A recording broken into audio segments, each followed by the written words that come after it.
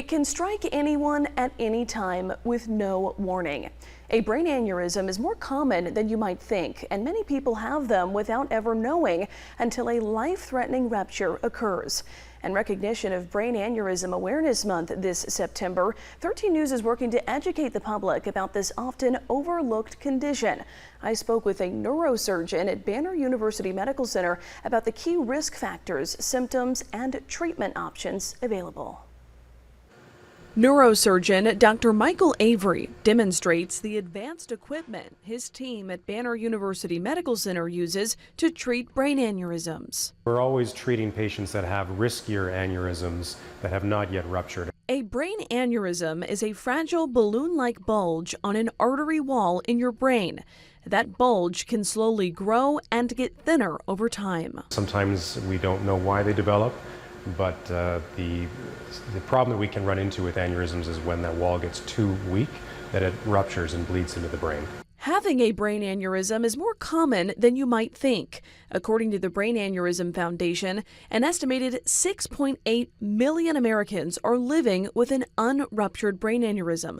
That's about 1 in 50 people. 3% of people have an aneurysm, but the majority of those people probably will live their whole lives not knowing that they have one. What's perhaps most concerning is an aneurysm usually doesn't show symptoms until it ruptures, which often happens without warning. And those symptoms usually involve a severe sudden onset of typically the worst headache of your life. Some may experience a loss of consciousness, difficulty speaking, numbness on one side of the body, seizures, or double vision. Roughly 30,000 people in the U.S. will suffer a ruptured brain aneurysm each year.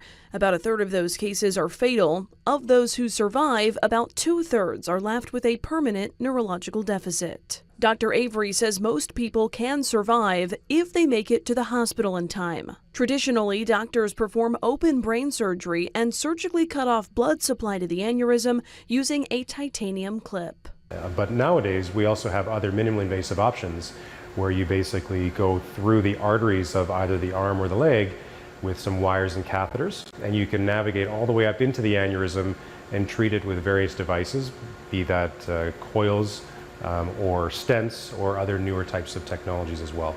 But just because you have a brain aneurysm doesn't always mean you need treatment. In many instances, actually, you can just monitor it and you don't ever need treatment. In terms of who gets the condition, Dr. Avery says it is more or less random, though family history can be a factor.